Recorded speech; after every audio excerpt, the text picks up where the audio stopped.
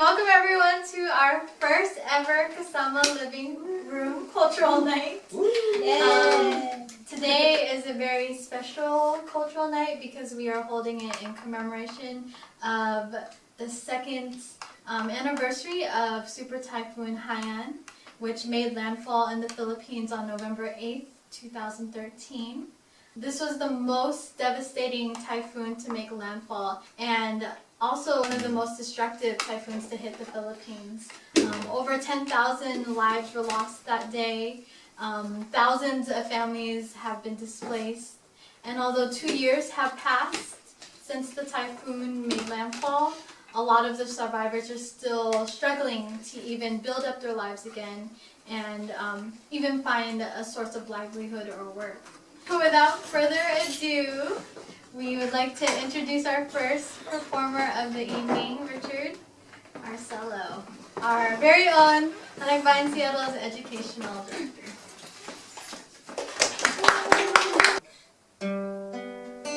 Am I alive, or am I just giving in to a fantasy that's not mine, but made for someone like me? Oh, it's a cruel, cruel world, and you're living it with me. Open your eyes, look what you're swimming in. Oh, beware, come up for air, 'cause it's someone else's lives you're drowning in. Oh, it's a cruel, cruel world, and you're living it with me.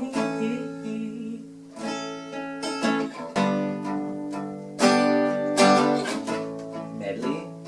Medley, you're gonna medley with it?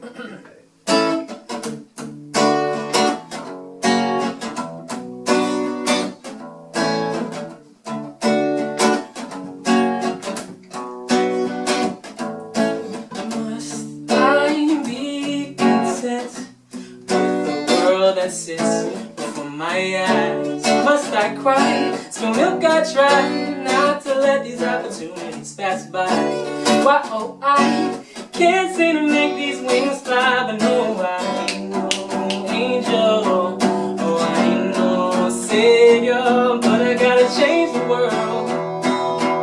Gotta make a difference with just a little bit of hope, just a little bit of hope. Oh, can it be? Is this just a fantasy? Oh, I'll be right here when the whole world crashes down. The fear that I fear, my dear, is the right here and right now. The best that you can do is believe in what you can do. Oh, oh, oh.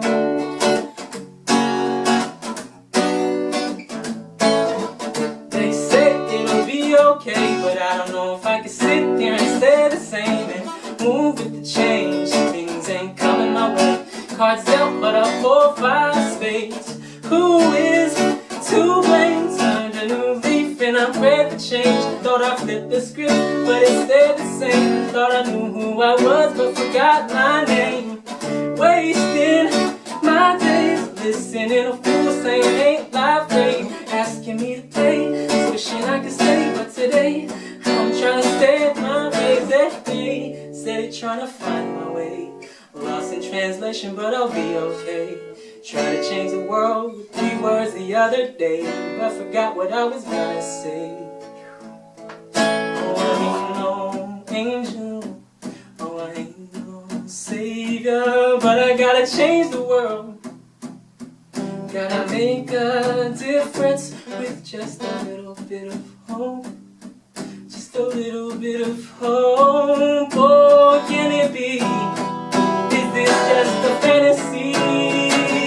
Oh, I'll be right here when the whole world crashes down. The fear that I fear, my dear, is right here and right now. The best that you can do. Oh, the best that you can do. Said the best that you can do is believe in what you can do.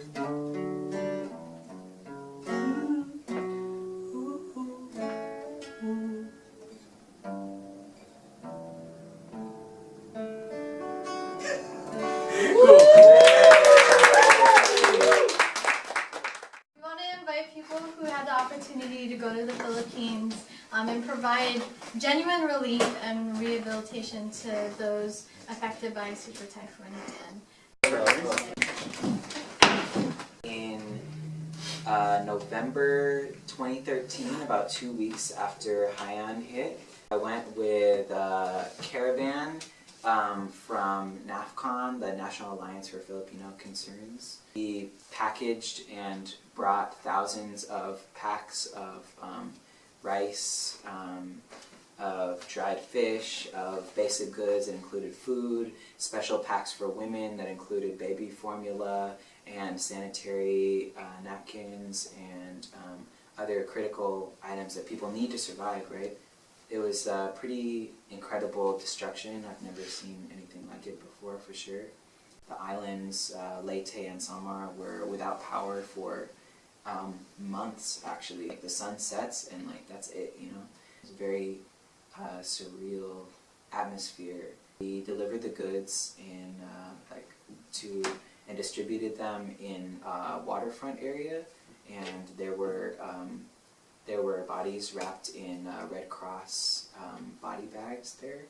I think there was 4 bodies that were there, though the day before they had pulled out about 100 people out of that that area where we were distributing the goods. There was very little relief that seemed to be distributing in that area. People gave a lot of money to the Red Cross. The only presence I saw of the Red Cross was those body bags on the people who had died. They didn't seem to be providing any relief. Another thing I remember is seeing a U.S. battleship that was off of the coast, right, that had been brought as a form of relief, right? But I was really left wondering, like, why do they need a battleship, you know? Why do they need this battleship with missiles and cannons and artillery and everything to provide relief to these people who are in need, right? What do those two things have to do with each other? I don't see any U.S. soldiers passing out goods. I don't see people helping to build shelters, right? So it really made me question kind of like, what are the motives of the U.S. military in that situation? I got to go last year, about a year after Typhoon Haiyan hit, and we went with the first group of KVKN folks, and it was a bunch of youth and students. We went to Tacloban, and we got to see it about a year after the typhoon hit, and you could just tell where their priorities laid in terms of rebuilding. The first place that we went to when we got off the plane was the mall, and it looked like nothing had completely happened. And wow. It was beautiful and just air conditioned and amazing. Literally walk outside of the mall, and you could see like people squatting. Obviously, it's in the Philippines, but also like the houses are completely torn down and like no roofs. Little to nothing there. Lots of GI sheets literally holding up people's houses. Me and one other Kasama stayed in a farming community, and while 2 other ones stayed in a urban community. And in the farming community, they said that they had just gotten electricity like 3 months before that. said they went over like 6 to 8 months without electricity. One thing that really stuck out with me while I was there in that space was there was a mom there who had just given birth, and she had a lot of like PTSD, and you could just tell by the way it started getting really stormy one of the nights, and she got really worried, and it was just like really triggering for her to have to go through that, just like a thunderstorm. And like these are people's realities, and it's still for me personally, it really I can't even fathom having to go through that. So I got to go this last summer, started in January or July, and it was part of the second KBKN trip. So one of the things that was great for me was seeing stuff that the past year was able to really help with. I was able to see a hand tractor that was donated by KBKN, and people were actually using it, and that was fascinating. It was wonderful, especially because you do go there and you see that not very much support has really been given to the communities. You see the people who we stayed with in our host families, they said that their houses were completely destroyed, and their new homes were basically donated by some other organizations. No real help from the government. They were supposed to be given a couple thousand pesos, but they sent people out to check on the houses, and they either checked you off as partially destroyed house or completely destroyed house. We asked them how their children were doing. They say that whenever there are very strong winds or very strong rains, they get scared and ask their parents, is it Haiyan again? And it's just awful, it's scary, it's terrifying, and I don't know, it's really eye-opening, I guess. And that's why it's really hard with the new typhoon that's hit, like this last few days, it's hard for me to even watch the footage or the pictures that I'm seeing. Right on the coast, there used to be homes there, people used to live there, and after the typhoon all those homes were completely destroyed. And once people started getting their relief goods and things to build up their houses again, the government decided that there was going to be a no-build zone in that area. So I think it was like 500 meters from the coast, they're not allowed to build there, even though they've lived there for a very long time. And then we heard from other people that there are talks of them opening a resort right there. Something I remember that one of the organizers, one of the mass leaders that was there handing out the goods, he got on the megaphone, right, to this huge crowd of people in a flash, you know, probably 1,000 people lined up to receive goods. And something that he said was, we're not here to save you guys. You know, we're not here to just give our packs and then leave and then everything's going to be okay. It's up to you guys, to your community, to organize and demand that you receive the adequate relief that you need, that you can rebuild your community, that it's not this one time us giving you this, or anyone is not going to fix the situation that was already unequal, and people were already living in poverty to begin with before the storm even hit.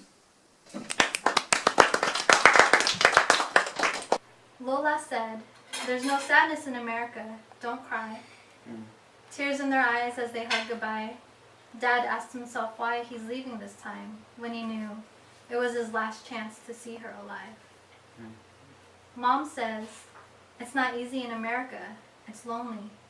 She has a house but not a home. She told me how she left the Philippines to pursue the American dream, but she's treated like her degree was phony. I've learned families separate, their choices coerced. What we're paid does not equate to what we're worth. What we say might not be what others heard. And if you only live once, the same goes for Mother Earth. We're navigating through these contradictions. What we see, what we know, what we've learned to be true is change. Change is constant. A lot of countries like the US have these very unsustainable practices that really destroy the environment. And because of that, third world countries like the Philippines are more prone to these devastations, these quote-unquote natural disasters. But Super Typhoon Haiyan shouldn't just be looked at as a natural disaster that just happens, but it's also a product of man-made destruction. So education of how to protect the environment is very important, and that's why we really support the Save Our Schools campaign. And we also stand with all Lumad communities, all indigenous people who are fighting to protect their lands. Even here today, we are standing on Duwamish lands, and I think it's important that we recognize how our own presence here in the U.S. is due to this forced migration that has been put on Filipinos to leave the Philippines because we don't have the resources or opportunity there, or so we think. And so I wanted to take this moment to have a brief moment of silence, not just for the victims of Super Typhoon Haiyan, but also for all of the martyrs, all of the indigenous leaders who have been killed as they were trying to protect their native lands.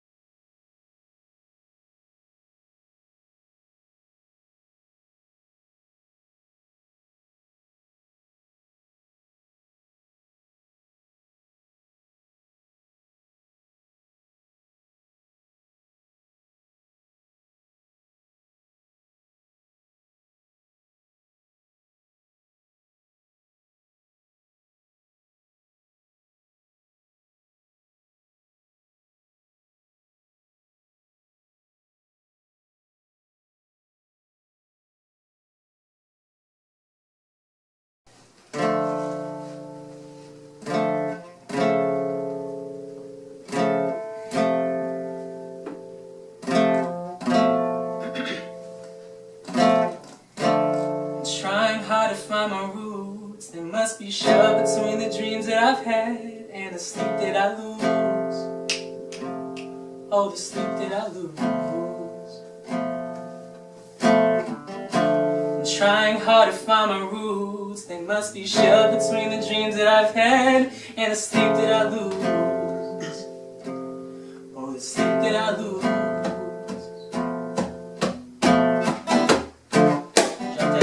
Cause there was more to life. System got me thinking I was just born to die. The longer we live, all we live for the fight. The longer we live, all they're taking our rights. All eyes, so we rise, all rise. We need the masses, workers of the world, build just to break the classes. Revolution for the people, the worst has no sequel. If we continue down a path of corporations, it's not people. That's why I make people music.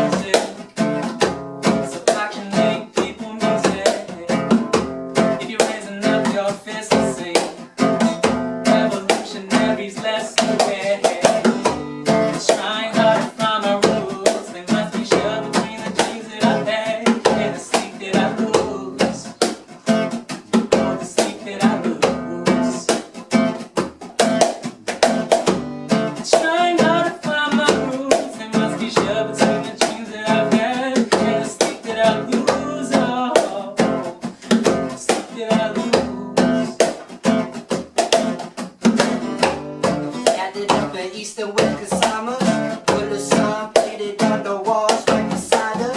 Same place for elders, held in confinement. Same place, Anakbayan group on my island, my brother. They afraid of our songs, while it's nameless, cause our names scare them all. Bonafascio, Gabriela Silla, Loreno Barros, Lapu Lapu, Melissa Rojas. It's a 500-year war in every country we are. You can see us shine hard, cause it's somewhere we're from. And every platform, you can see us wage war on the battlefield. NPC, out to the farms, Filipino. Now tell me what do that mean? Don't be ashamed of the blood that you bleed. And our veins buckshot, so we've been on these streets. Filipino means resistance, every word that we breathe. We're a product of history. Our bodies see the demand, the political bigotry. You hearing me? Steer clear, fear not what you hear or what you see. Believe you to the truth one day that you choose to speak. Tell me when you find it, I will stand behind it. Never lose sight of what we all have behind us. Keep on moving forward, always be reminded. Yes, that change will come, yes, that change will come. That's why I make people music, so I can make people music. If you're raising up your fist, sing. Revolutionaries, let's do it.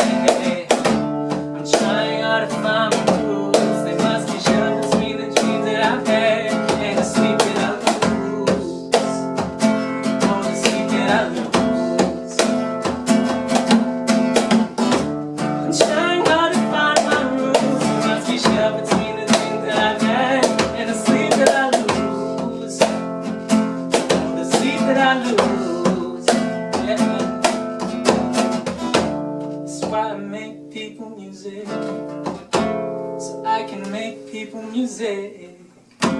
If you're raising up your fist to sing,